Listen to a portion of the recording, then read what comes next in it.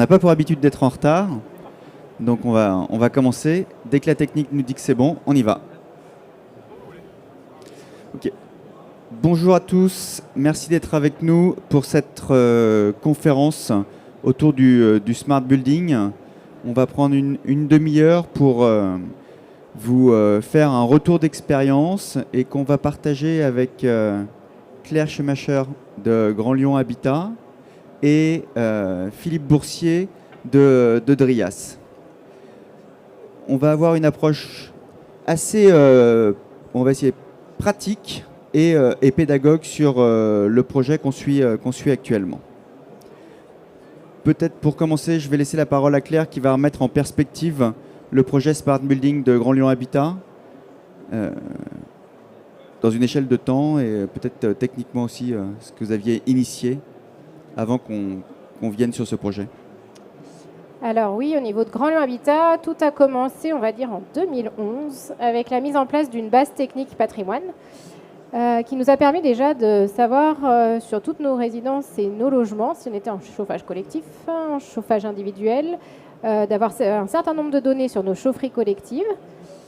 À partir de cette base, en 2013-2014, on a monté notre premier décisionnel énergie. À partir des factures, on rentrait à la main toutes nos données de chaque facture pour pouvoir faire l'analyse des consommations énergétiques. Depuis, heureusement, tout évolue et on arrive sur les objets connectés, le BIM, qui nous permettent d'automatiser de plus en plus cette remontée de données, notamment en commençant au niveau de Grand Lyon Habitat déjà avec la plateforme Citron, à remonter les données des factures automatiquement et non plus à la mano. Donc ça a été déjà une des premières étapes pour Grand Lyon Habitat. En parallèle, il y avait des tests qui étaient montés sur nos différentes résidences avec la mise en place de sondes de température, des caissons de ventilation connectés. Mais c'était encore très peu cadré. On testait avec différents interlocuteurs, avec différentes plateformes. Et donc l'enjeu maintenant pour Grand Lyon Habitat, c'est de cadrer en fait tout ce projet, que ce soit l'arrivée de nos consommations énergétiques des factures sur Citron, mais les données qui nous viennent des sondes de température, des chaufferies collectives connectées, et d'avoir un cadre pour qu'on puisse avoir une homogénéisation de nos process et qu'on puisse en tirer toutes les données pour une meilleure performance de nos chaufferies. Ok, merci Claire. Ce qu'on voit, c'est qu'on peut avoir un maître d'ouvrage qui a une appétence pour l'innovation. On voit aussi que c'est des projets qui sont longs, puisqu'ils ont été initiés il y a plusieurs années. La chose qui est importante, et ce qu'on veut montrer aussi aujourd'hui, c'est toute la structuration qui est nécessaire sur ce type de projets, qui sont des projets temps longs, je le répète. Oui, alors effectivement, il y a eu tout l'enjeu finalement, c'est de passer des initiatives métiers à une vraie stratégie immobilière. Donc effectivement, de tirer le maximum de valeur, de retour d'expérience sur ce qui a fonctionné sur différents cas d'usage et essayer de se projeter pour construire une véritable stratégie, une homogénéité dans les process de traitement et aussi un socle finalement technique et de circuit d'information qui est finalement le plus homogène possible. Et il y a une forme de responsabilité aussi de la profession pour effectivement consolider, on va dire, un écosystème durable. Jusque-là, on était dans un marché sur lequel on avait des primo-adoptants qui retenaient des startups pour répondre à certaines verticales métiers. Et maintenant, on est sur un marché qui se stabilise avec effectivement des contours, des périmètres techniques qui sont beaucoup plus clairement définis. Et l'idée, c'est la difficulté ou l'enjeu, on va dire, pour passer à l'échelle, c'est de construire un véritable schéma directeur qui permette d'intégrer l'ensemble de ces thématiques de manière itérative et dans s'inscrivant dans une logique de long terme finalement. Donc tout l'enjeu, c'est d'élargir la vision. Pour ça, un des enjeux, c'est effectivement maîtriser les infrastructures.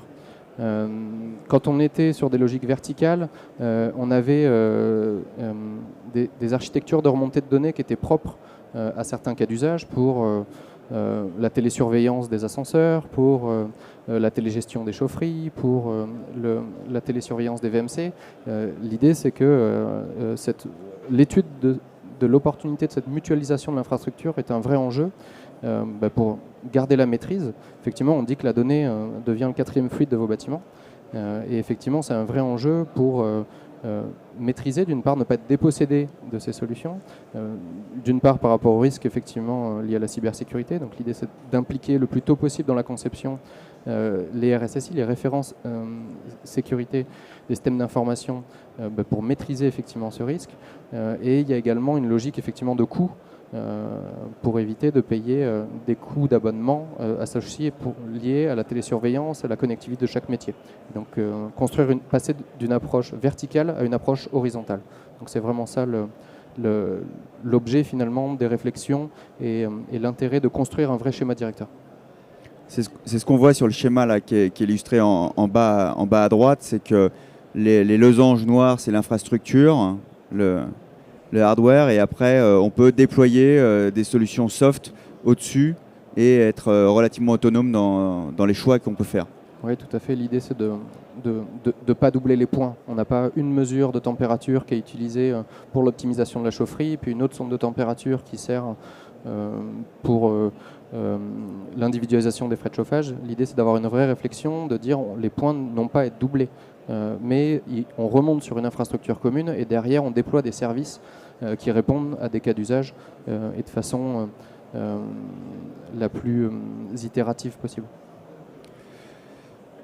L'autre élément qui est extrêmement important, je rappelle, la conférence, c'est comment réussir une démarche Smart Building pied à pied, le prendre par le bon bout.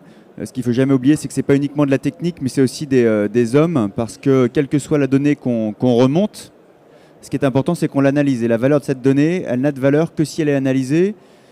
Et donc, ça veut dire que souvent, ce sont des projets d'entreprise. C'est ce qu'on peut voir à Grand Lyon, c'est que ce sont les métiers, mais c'est aussi la direction générale. Il faut que chacun soit convaincu de ça et qu'on mette en place des processus qui évoluent, la notion de gouvernance de la data, pour que vraiment on ait un organisme aligné sur cet enjeu et ce bénéfice qu'on attend. De la même manière, donc, il y a des compétences à mobiliser ou à faire monter.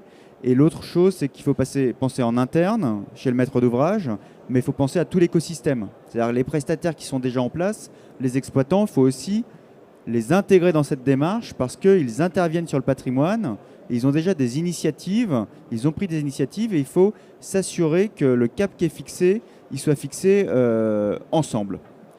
Et c'est ce qu'on va voir sur le slide d'après, c'est que tous ces sujets de nouvelles infrastructures, de quatrième fluide, amènent forcément de nouvelles missions et de nouveaux métiers.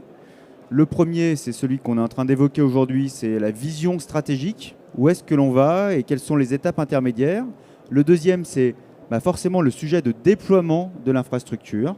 Comment on suit son déploiement, le taux de pénétration dans les logements, par exemple, pour les sautes de température.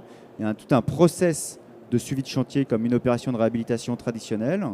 Et le dernier, qui est peut-être un petit peu plus nouveau, c'est le métier de device manager, où à partir du moment où on a mis en place une infrastructure, qu'on a des abonnements ou de la connectique, il faut s'assurer que comme pour un réseau gaz ou un réseau élec, il faut s'assurer que ce réseau fonctionne, qu'il n'y ait pas de fuite, qu'il soit fiable et que la donnée qu'on remonte soit bien celle qu'on est prévue pour après l'exploiter. Donc ça, c'est vraiment des notions qu'il faut avoir en tête. C'est des nouveaux métiers sur lesquels les gens ne sont pas forcément habitués parce qu'ils ne voient pas forcément clairement les enjeux qui sont derrière. Et effectivement, ces différents métiers se déclinent selon différentes temporalités. Donc on a une étape 1 qui est finalement élargir la vision, définir un cap finalement, donc qui se traduit finalement à travers un schéma directeur. Et l'idée, c'est qu'ensuite on déploie de façon itérative, cas d'usage par cas d'usage, en fonction des opportunités qui peuvent être le renouvellement des marchés de maintenance, qui peuvent être on parlait de difficultés de pénétration dans les logements. Un des cas d'usage qu'on voit souvent, c'est le renouvellement des DAF. Donc effectivement, il y a plusieurs éléments comme ça de contexte qui peuvent orienter le déploiement progressif, on va dire, des différents matériels qui répondent à un cas d'usage qui est bien identifié. L'idée, c'est d'intégrer l'analyse des données, d'intégrer les acteurs au plus tôt finalement dans cette démarche pour que tout de suite, quand on met en place une télérelève, quand on met en place une optimisation de chaufferie ou un suivi du confort, qu'on ait le maximum de retour finalement sur investissement au plus tôt par rapport à ces déploiements et avec une notion de boucle itérative, c'est-à-dire à chaque fois re-questionner finalement les process, qu'est-ce qui a marché, qu'est-ce qui a mal marché et comment on fait en sorte de créer un process d'amélioration continue autour de ces données. L'idée c'est de mesurer, analyser pour améliorer. Un des points qui est un sujet vraiment d'actualité avec GLH, c'est la notion des impacts sur les politiques d'achat et les coûts. Clairement, c'est pour ça qu'on parlait de l'implication des directions financières et des directions générales. C'est qu'à partir du moment où on décide de s'engager dans une démarche de smart building, il y a beaucoup de questions qui se posent sur qu'est-ce qui est de l'investissement, qu'est-ce qui est de l'exploitation, qu'est-ce qui est de la charge récupérable ou non récupérable auprès des locataires. Et en même temps, à partir du moment où on se pose cette question, c'est quel bénéfice il peut y avoir pour le locataire. Et ça, je pense que il faut que chacun de nous, dans nos projets, ait les idées claires, puisque dans le contexte dans lequel on est aujourd'hui, où il y a quand même une forte tension, d'une part sur les charges, et donc de fait sur les investissements, il faut qu'on soit en mesure de donner de la visibilité aux directions générales sur qu'est-ce qu'on va avoir à payer, et comment, sur quel poste de budget ou quel budget on va le mettre. Sachant que de la même manière, il faut avoir aussi conscience d'une chose, c'est qu'on est dans un contexte de financement ou d'aide qui est relativement favorable, avec des C2E qui permettent de financer une bonne partie de ces infrastructures. On peut aller chercher aussi du dégrèvement de TFPB, enfin les dispositifs qui existent aujourd'hui qu'il faut essayer de mobiliser pour contribuer au déploiement de cet investissement ou de ce nouveau mode de fonctionnement. Une chose qui est certaine quand même, c'est que le coût de l'énergie, aujourd'hui, qui a tendance à augmenter de manière très significative, est un élément entre guillemets favorable, puisque finalement tous ces systèmes participent normalement à réduire les consommations énergétiques. Donc il faut quand même garder cet esprit pour les bailleurs sociaux, c'est aider les locataires, vos locataires, à baisser leur consommation énergétique. Et l'impact carbone aussi. Et l'impact carbone, ça c'est l'intérêt de mutualiser une infrastructure, c'est qu'on ne change pas d'infrastructure quand on change d'exploitant, on garde une infrastructure avec une vision beaucoup plus long terme. Ce qui amène la dernière remarque, c'est que l'impact financier, l'impact d'investissement, il faut aussi le traduire dans vos contrats d'exploitation. Quelles conséquences ça a? Qui apporte la garantie du remplacement de l'objet connecté défaillant? Qui apporte la garantie ou le coût? Qui porte le coût de l'abonnement? C'est des questions aussi sur lesquelles il faut être relativement clair pour que dans vos contrats, vous n'ayez pas demain des tuilages ou des doubles coûts qui s'accumulent.